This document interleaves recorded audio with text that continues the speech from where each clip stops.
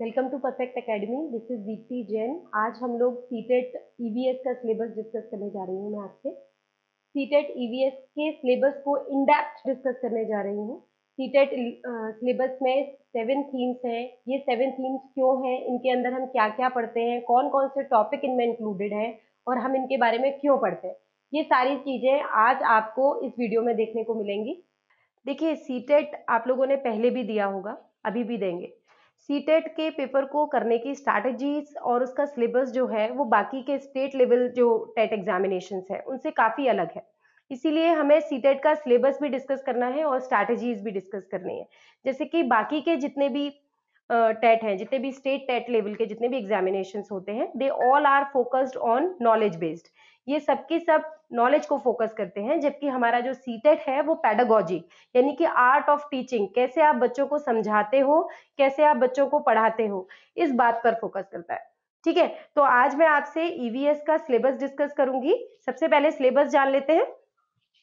EVS environmental studies, 30 questions आपके paper में आएंगे। ठीक है, 30 क्वेश्चंस आएंगे, जिसमें से 15 नंबर जो होंगे वो आपके सब्जेक्ट पर होंगे और बाकी 15 नंबर के आपको पेडागोजी आएगी। ठीक है, 15 मार्क्स का जो आपका सब्जेक्टिव पेपर होगा, ये पूरा का पूरा पेपर 7 थीम्स के अंदर बटा हुआ है। ये 7 थीम्स क्यों जरूरी है और क्या इनकी इंपॉर्टेंस है, वो मैं आपको धीरे धीरे बताऊंगी। सबसे पहले हम देखते हैं फैमिली एंड फ्रेंड्स, जो कि पहला आपका थीम है, फैमिली एंड फ्रेंड, जिसमें relationship, work and play, animals और प्लांट्स, ये 4 चीजें हम इसके बारे में पढ़ेंगे। सेकंड जो है वो है हमारा फूड। फूड में हम क्या क्या चीजों के बारे में पढ़ेंगे, फूड हमारे लिए क्यों जरूरी है, कैसे जरूरी है, फूड के क्या क्या कंपोनेंट्स हैं, carbohydrate, protein, fat, lipids and what ever the things which is necessary, जो भी चीजें हमें ऊर्जा देती हैं, उन सब के बारे में हम किसके अंदर पढ़ेंगे, फूड के अंदर। फूड मतलब भोजन। शेल्टर यानी कि आश्रय, आश्रय के अंदर हम सभी उन चीजों के बारे में पढ़ेंगे, हमारे जो विभिन्न प्रकार के आवास हैं, कैसी जगहों पर कैसे लोग रहते हैं, किस जगह पर किस प्रकार के घर बनाए जाते हैं, कहाँ की जलवायु किस तरीके की होती है, कैसे लोग किस प्रकार की खेती वहां पर करते हैं, ये सब हम पढ़ेंगे शेल्टर के अंदर यानी कि आवास के अंदर। अगला हमारा टॉपिक है जल। जल हमारे शरीर के लिए क्यों आवश्यक है, हमारी पृथ्वी पर कितना पार्ट जल का है, क्या हमारे शरीर में इसकी उपयोगिता है, क्या हमारे समाज में इसकी उपयोगिता है, जल को सेव करना क्यों जरूरी है, क्यों जल हमारा प्रदूषित होता जा रहा है, कैसे हम बच्चों को सिखाएंगे कि हमें जल को कैसे सेव करना है, ये सारी चीजें हम पढ़ेंगे वाटर वाले टॉपिक में। अगला आता है हमारा ट्रेवलिंग या ट्रेवल या यातायात। यातायात के अंदर हम क्या पढ़ेंगे, यातायात में हम बेसिकली पढ़ेंगे मोड ऑफ ट्रांसपोर्ट, जितने भी हैं, रेलगाड़ी, एरोप्लेन, बस, each and everything we will discuss about it. Things we make and do, इसमें हम क्या पढ़ेंगे, मैन मेड जितनी भी चीजें हैं और क्यों क्यों हमारे लिए ये इतनी उपयोगी हैं। जैसे कि प्लास्टिक है हमारी, शहद है हमारा, मैन मेड नहीं है लेकिन हाँ एनिमल मेड है। इन सब चीजों के बारे में हम पढ़ेंगे things we make and do में। ठीक है, तो इस तरीके से ये आपका जो पूरा सिलेबस है, जो पूरा सब्जेक्ट वाला पार्ट है, जो कंटेंट वाला पार्ट है, ये 15 क्वेश्चंस इसके आएंगे आपके पेपर में। ठीक है, इस 15 क्वेश्चन के पेपर को सॉल्व करना बहुत ही टफ टास्क नहीं होता है, क्योंकि ये सब्जेक्ट बेस्ड क्वेश्चंस हैं, डायरेक्ट पूछे जाते हैं, तो बहुत ज्यादा डिफिकल्ट नहीं होते। जो इशू है आपका वो मेन है पैडागोजिकल इशू। पैडागोजिकल जो पार्ट है, पैडागोजी से आप लोग क्या समझते हो, व्हाट इज पैडागोजी? पैडागोजी का मतलब होता है आर्ट ऑफ टीचिंग। हम बच्चों को कैसे पढ़ा रहे हैं, क्या पढ़ा रहे हैं, क्यों पढ़ा रहे हैं, उसका क्या उद्देश्य है पढ़ाने का, ये सब कुछ हम पैडागोजी के अंदर पढ़ते हैं। देखिए, मैं आपको एक बात बताती हूँ। अगर मान लीजिए मुझे एक क्लास, जैसे पिछले सीटेट में ही एक क्वेश्चन था कि आप कक्षा 2 के अध्यापक हैं, आप अपने बच्चों को, आप अपने स्टूडेंट्स को पौधों के महत्व के बारे में बताना चाहते हैं, आप क्या करेंगे, क्या स्ट्रैटेजी आप फॉलो करेंगे? सीटेट का जब भी आप पेपर करोगे उसमें कभी ये नहीं लिखा होगा कि निम्न में से सही उत्तर पर चिन्ह लगाएं, उसमें लिखा होगा निम्न में से सबसे सही उत्तर पर चिन्ह लगाएं, यानी कि बाकी के 3 ऑप्शंस उसमें गलत नहीं होते हैं, they are also right but you have to take the most appropriate one. आपको सबसे सही उत्तर पर चिन्ह लगाना होता है। ठीक है। तो सीटेट की आप थोड़ा सा समझ लें कि सीटेट में हमें करना क्या है। सीटेट में बिल्कुल भी ऐसा नहीं है कि बाकी के उत्तर गलत हैं, बाकी के आंसर्स गलत नहीं है, लेकिन आपको सबसे अच्छा आंसर पर टिक लगाना है। अब मैं आपको थोड़ा सा पेडागोजी के बारे में बता देती हूँ कि होती क्या है ये पेडागोजी। देखिए, pedagogy is art of teaching. कैसे हम अपने बच्चों को पढ़ा रहे हैं, हम क्या पढ़ा रहे हैं बच्चों को और क्यों पढ़ा रहे हैं, ये सब पेडागोजी के अंदर आता है। जैसे कि मैंने अभी आपसे क्वेश्चन डिस्कस किया था कि कक्षा 2 के बच्चे को आप पौधों के महत्व के बारे में बताना चाहते हैं तो आप क्या करोगे।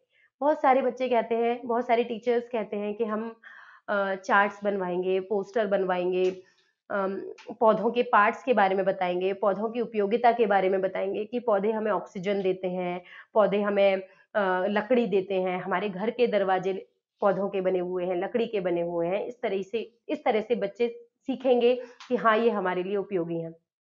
पर क्या आपको लगता है कि सेकंड क्लास का बच्चा इस तरीके से सीखेगा?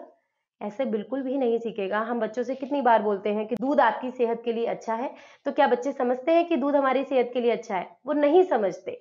पर हम इसके लिए क्या करेंगे, जब हम पौधे की उपयोगिता के बारे में बच्चों को बताना चाहते हैं, हम उसको एक पौधा अपनाने के लिए कहेंगे। हम उससे बोलेंगे कि बेटा ये पौधा है, ये आपने लगाया है और you have to take care of it, you have to water it. आपको इसको पानी भी देना है, आपको इसका ध्यान भी रखना है, आपको इसको बड़ा भी करना है। Once the child is seeing, then this plant is growing along with me। जब बच्चा ये देखता है कि ये पौधा मेरे तरह ही बढ़ रहा है, मेरी तरह ही ग्रो कर रहा है, तो वो बहुत खुश होता है। Even he start love with that plant. उसको उस पौधे से प्यार हो जाता है। आपने देखा होगा कि जब बच्चा इस तरीके से पौधे को पानी देता है, उसकी देखभाल करता है और उसमें फूल आता है, तो बच्चा गेट दैट हैप्पीनेस जो उसको शायद किसी टॉय से भी नहीं मिलती। ठीक है। तो इस तरीके से आपको लगता है कि किसी बच्चे ने जो 2 साल मतलब 2 कक्षा 2 में था तब उसने पौधा लगाया था और उसने उसकी देखभाल की थी, क्या ऐसा बच्चा फ्यूचर में किसी भी पेड़ को काट सकता है? बिल्कुल नहीं, बिल्कुल भी नहीं काट पाएगा वो। तो हम उससे क्या कहेंगे एज़ अ टीचर, हम उसको बोलेंगे एक पौधा उसे अपनाने के लिए कहेंगे, उसकी देखभाल करने के लिए कहेंगे। यह क्वेश्चन पिछली बार के सीटेट के पेपर में आया हुआ क्वेश्चन है, तो that would be the right answer कि we would say to adopt a plant to the child. ठीक है। चलो मैं पेडागोजी के बारे में थोड़ा सा आपको डिस्कस कर लेती हूँ।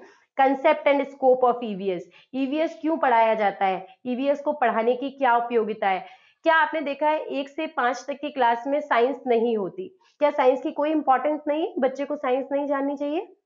बिल्कुल जाननी चाहिए। कक्षा 1 से 5 तक का बच्चा वैज्ञानिक दिमाग का नहीं होता? बिल्कुल होता है, लेकिन हम उसको ईवीएस पढ़ाते हैं क्योंकि EVS is the mixture of SST, science and environmental science. EVS के अंदर हम साइंस भी पढ़ाते हैं बच्चे को, सोशल साइंस भी पढ़ाते हैं, सोशल स्टडीज भी पढ़ाते हैं, उसके अलावा हम एनवायरमेंटल साइंस भी पढ़ाते हैं। तो इस तरीके से हम कह सकते हैं कि ईवीएस बहुत ज्यादा इंपॉर्टेंट है। और क्या कंसेप्ट है ईवीएस का? It is a mixture of certain subjects. ठीक है।